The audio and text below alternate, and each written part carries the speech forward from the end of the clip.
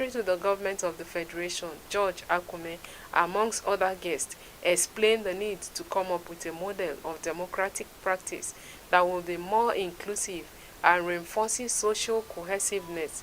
He noted that the zero-sum type of politics where a winner takes it all does not foster political justice.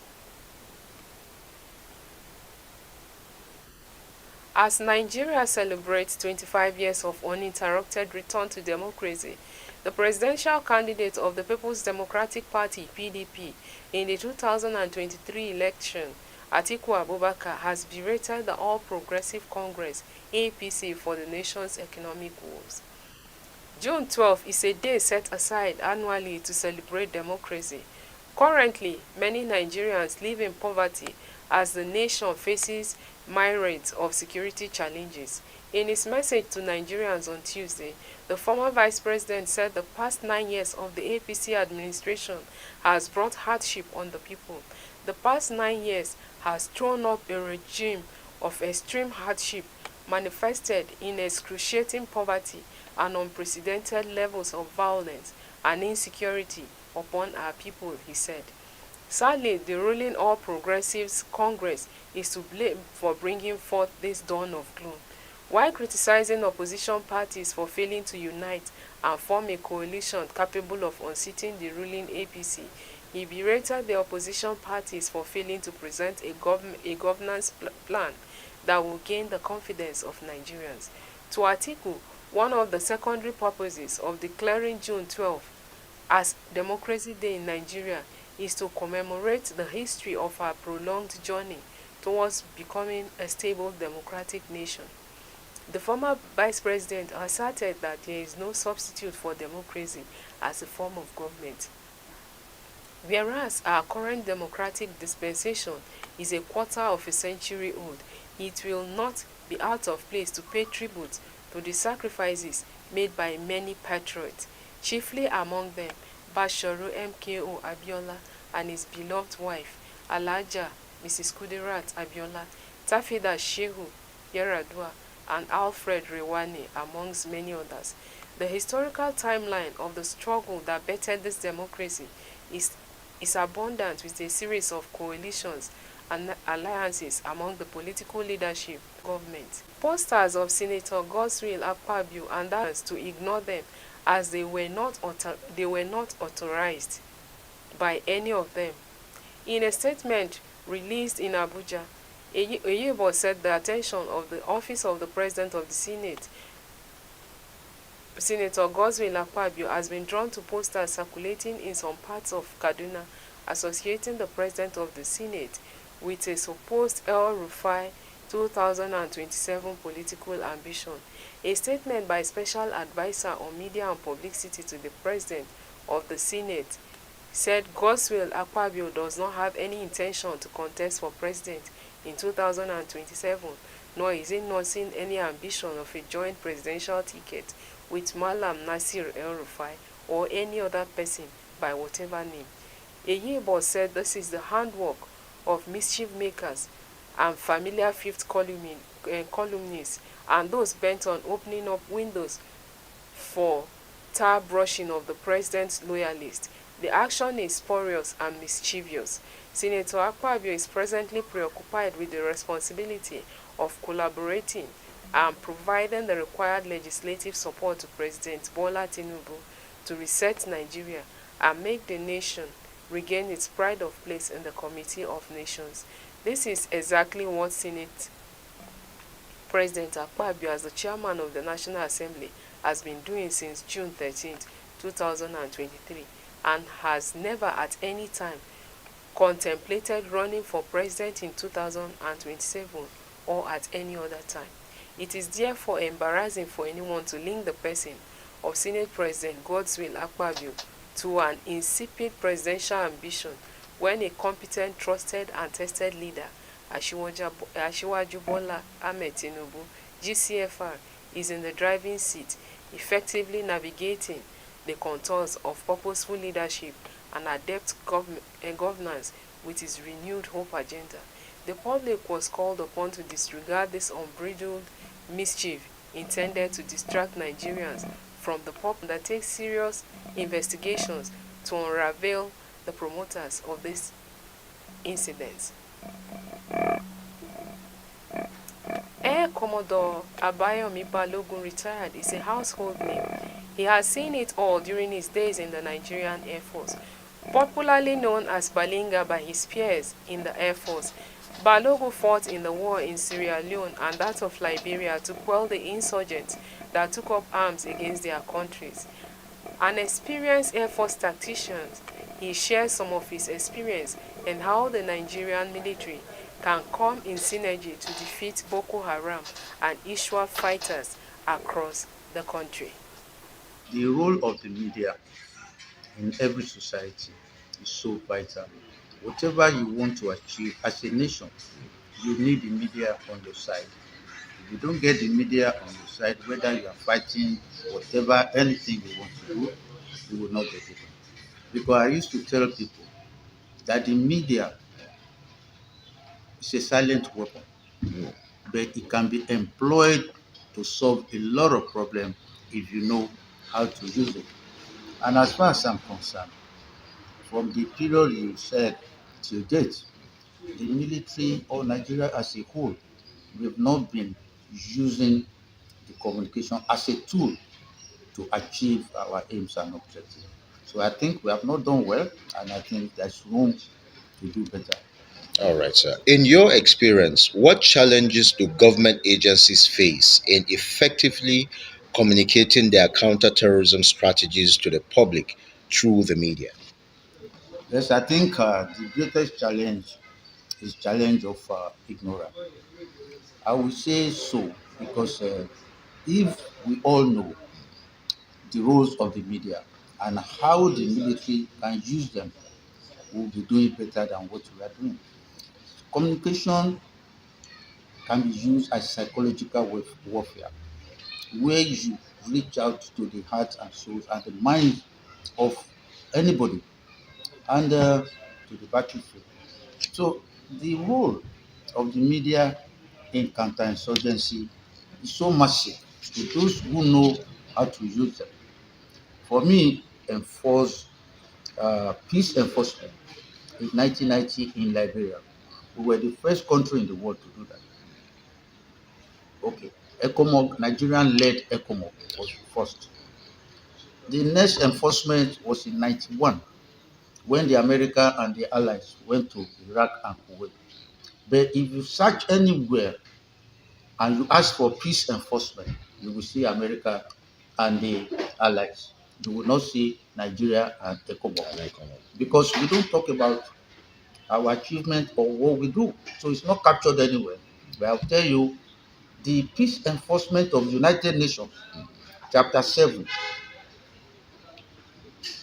was not there before we went into Liberia. But when we got into Liberia and they saw that we were succeeding and the Americans were getting ready to go into Kuwait, they came up with chapter 7 of the UN Charter, which is peace enforcement, to give backing to the Americans. But when we were going to Liberia to enforce peace, the UN objected. But when they now saw that we received reportage without anybody telling about us. El Commodore, if you can remember casting your mind back to Liberia, I remember two that have been responsible for why a lot of Nigerian outfits did not send people over to Liberia. I mean, talking about the media. Yeah, they actually sent. Because I can remember some of them I met. In fact, one of them is Abuja that we met in Liberia. But they were not totally embedded into the military operations. They were there on the behalf of government. They came with their foreign diplomats and things like that and reported and then left. For a proper job, the military would have embedded some journalists into the military operation. Yes, some people came, yes, right, barely they came, even some women among them, but they did not go deep. The role of the media in If you are just joining us, you are watching the news on Asset Television. We'll be back after the break. Welcome to Ascent Television, your best station for news, politics, business, sports and entertainment, your one-stop channel, Asset Television. Welcome back from the break. The High Court of the Federal Capital Territory on Tuesday, June 11, 2024, admitted the approval of former President Muhammadu Buhari for the redesign of Nigeria's currency, the Naira, as exhibit. The court also admitted as exhibits samples of the redesigned currency as approved by former President Buhari. The approval dated October 26, 2022 from the presidential villa, which was personally signed by former President Buhari, was conveyed to the Central Bank of Nigeria with Godwin Ifeanyi Emefiele as governor to proceed with the project of redesigning and printing of the currency. The Chief of Staff to former President transmitted the written presidential approval to the CBN. The documents were tendered by the Economic and Financial Crimes Commission through its SAN.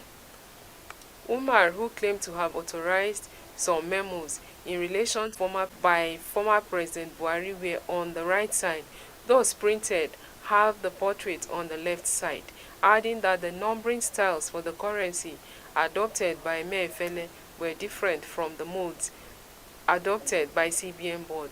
Umar further said that while the approved samples had QRO, those printed did not have the features. Under cross-examination by Mahmood Magaji, SAN, counsel to Emefiele, Umar admitted that former President Buhari actually gave approval to the Naira redesign project and specifically said that former President Buhari on October 29, 2023 publicly launched the redesigned Naira notes for the use of Nigerians as legal tender. The EFCC's witness also said that the redesigned currency has its signature as the Director of Currency Operations, adding that no currency becomes legal tender without his signature.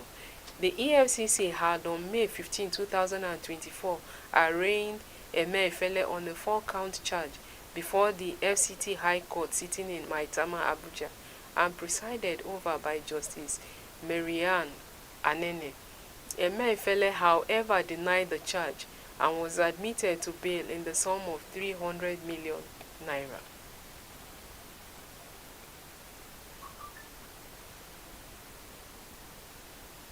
The Guild of Sports Editors have taken a stance on the Alhaji Ibrahim Musa Gusau-led Nigerian Football Federation, warning the board that they must be ready to resign should the Super Eagles fail to qualify for the 2026 FIFA World Cup finals.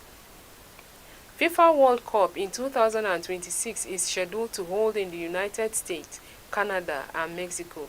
The body, which comprises all the managers of sports departments in the country's major media organization, said it viewed with dismay the poor performance of the Super Eagles in the ongoing qualifying series for the World Cup comprises Lesotho, Rwanda, Benin Republic, Zimbabwe, and South Africa.